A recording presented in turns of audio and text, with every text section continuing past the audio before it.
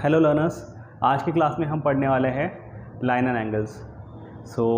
आज की क्लास में बेसिक कॉन्सेप्ट्स हम पढ़ने वाले हैं। जिनको बेसिक कॉन्सेप्ट्स पता है वो इस लेक्चर को 2x पे भी देख के जा सकता है या नेक्स्ट लेक्चर पे जा सकता है। ठीक है, चलिए स्टार्ट करते हैं basic concepts of line and angles. ठीक है, सबसे पहले एंगल क्या है ये समझते हैं। What do mean by angle? Let us take one ray क्या होती है? एक साइड से टर्मिनेटिंग एंड सेकंड जो साइड है वहाँ से वो इन्फिनिट तक जा सकती है। ठीक है, अब इस रे को आपने इस पॉइंट पे फिक्स रख के ऐसे टर्न किया। ठीक है, ऐसे टर्न किया। सो लेट अस सपोज यहाँ तक आपने टर्न किया। ठीक है, सो ये जो डिस्टेंस उसने रे ने मूव किया है इसको हम कहते हैं angular distance, right? Angular distance या एंगुलर डिस्प्लेसमेंट। ठीक है, इसी को हम कहते हैं एंगल या थीटा। ठीक है, अब ये हो गया थोड़ा एडवांस, राइट?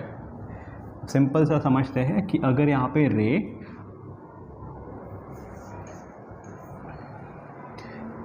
एक रे टिल्ट हो रही है, टर्न हो रही है, ठीक है, सो वो जो डिस्टेंस कवर करेगी वो होता है एंगल, उसको हम कहते हैं थीटा। ठीक है, नॉर्मली।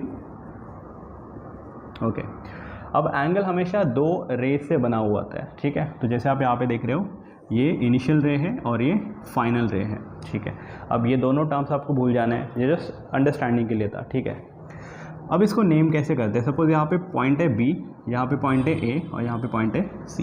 ओके, सो 3 लेटर्स में अगर आपको किसी एंगल को नेम करना है, सबसे पहले जिस पॉइंट पे एंगल बना हुआ है उस पॉइंट को आपको लिखना है बीच में, और एंगल दो साइड से बना होता है। ठीक है, तो दोनों साइड पे एक एक पॉइंट आपको ले लेना है, वो आप इन दोनों में लिख सकते हो। तो इसको आप लिखोगे ए बी सी एंगल। इसी को आप ऐसे भी लिख सकते हो, एंगल सी बी ए। तो उसमें ये मैटर नहीं करता आप कौन सा एंगल पहले ले रहे हो, कौन सा वर्टेक्स पहले ले रहे हो, कौन सा वर्टेक्स बाद में ले रहे हो। ठीक है, तो जैसे एंगल ए बी सी। अब और समझते हैं। अब सपोज ये मैंने इस पॉइंट से और एक रे ड्रॉ की। ठीक है, और एक रे ड्रॉ की। ठीक है, अब इस पे 1 2 और 3 एंगल्स बन रहे हैं। कैसे कैसे देखो, 1 2 और 3। इन एंगल्स को नेम कैसे करना है? ठीक है, पहले मैं वर्टेक्स को नेम कर देता हूँ। यहाँ पे जो पॉइंट्स हैं उन पे बी, यहाँ पे सी एंड डी। ओके, अगर आप सिंगल लेटर में नाम देते हो तो बहुत कन्फ्यूजन होगा। आप कहोगे एंगल डी, तो एंगल डी में तो ये एंगल आता है, ये एंगल आता है, 3 एंगल्स आते हैं ना, तो आपको कैसे पता चलेगा एंगल डी कौन सा है? तो आप उसके लिए बेस्ट ऑप्शन है 3 लेटर्स में आप उसको नेम करोगे। ठीक है, तो अगर हमें ये वाला एंगल बताना है, ठीक है, सो नेम में बीच में आना चाहिए डी। ठीक है, अब जो 2 रे से बना हुआ है, कौन से रे से बना हुआ है? ए डी और बी डी, इन 2 रे से ये एंगल बना हुआ है। ठीक है, तो आप इन दोनों में से एक रे का एक पॉइंट यहाँ पे लिखोगे, दूसरे रे का पॉइंट यहाँ पे लिखोगे। ठीक है, so angle A D B, इसी को आप लिख सकते हो एंगल बी डी ए। ठीक है, ये हो गया फर्स्ट एंगल। ओके, अब दूसरा एंगल ये वाला, इसको आप कैसे रीड करोगे? अब अगेन बीच में जो जहाँ पे एंगल बना हुआ है उस पॉइंट को लिखना है, तो डी, तो यहाँ पे B है और यहाँ पे C है, तो आप लिखोगे एंगल बी डी सी या एंगल सी डी बी। ठीक है, ओके, थर्ड एंगल ये वाला है। ठीक है, सो अगेन बीच में पॉइंट कौन सा है? D, तो उसको आप लिखोगे angle A D C and angle C D A. ठीक है, ये दोनों नेमिंग्स मैंने इसीलिए बताया क्योंकि जब आपको एग्ज़ाम में क्वेश्चन में नेमिंग करना होता है तो आप दोनों में से कोई भी यूज़ कर सकते हो। ठीक है, क्योंकि आंसर में कभी सपोज आपका ये आंसर आया बट आप वहाँ पे पीछे ये आंसर दिया हुआ है तो आप कंफ्यूज हो सकते हो, इसलिए आपको ये पता होना चाहिए। ठीक है, अब इसी से हम और एक कॉन्सेप्ट समझते हैं इसी डायग्राम से, वो है एडजेसेंट एंगल।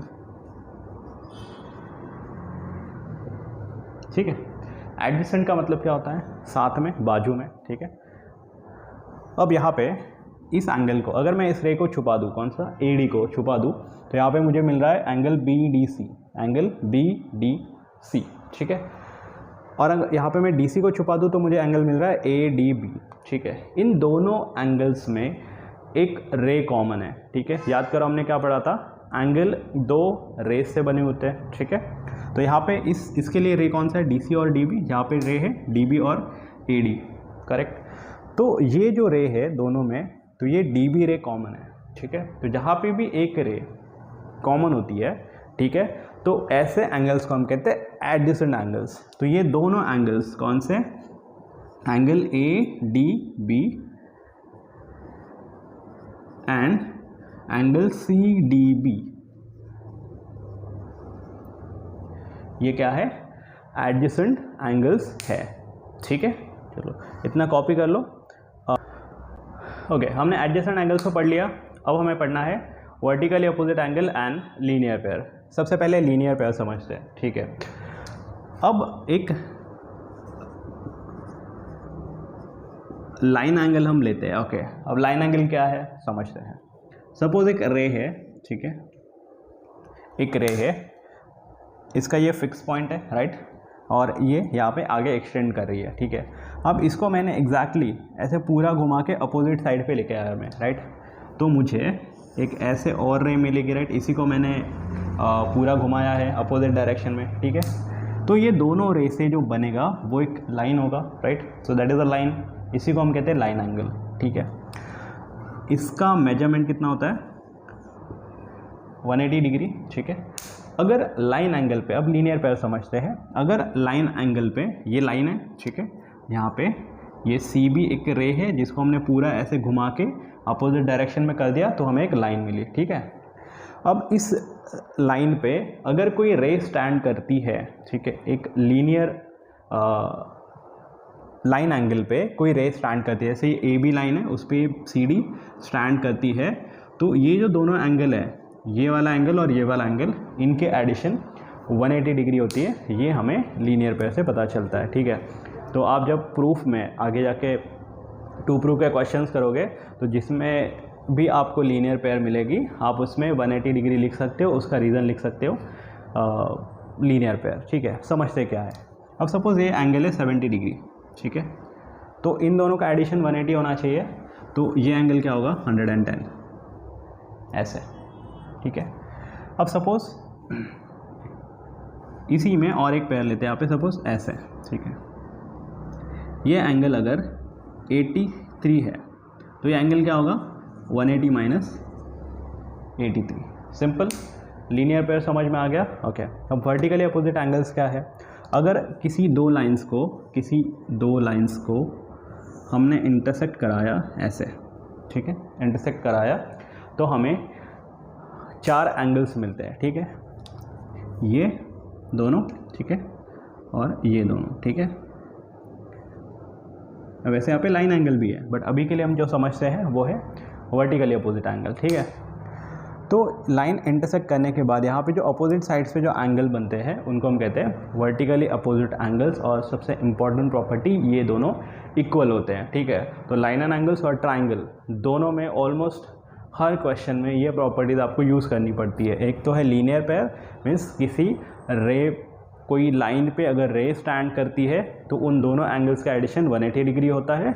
और सेकंड जो रिजल्ट है that is vertically opposite angle, if two lines intersect then their vertically opposite angles are equal. तो जैसे अगर ये, चलो हम यहाँ पे इस डायग्राम से दोनों कॉन्सेप्ट हम समझ सकते हैं, ठीक है। अब सपोज़ मैंने बताया ये एंगल 40 डिग्री है, ठीक है, ये एंगल 40 डिग्री है। तो अगर हमें ये एंगल निकालना है तो आप कैसे निकालोगे, लीनियर पेयर से, अभी जस्ट हमने पढ़ा, ठीक है। अगर आपको कन्फ्यूजन हो रहा है तो आप इस रे को ऐसे हटा दो, ठीक है।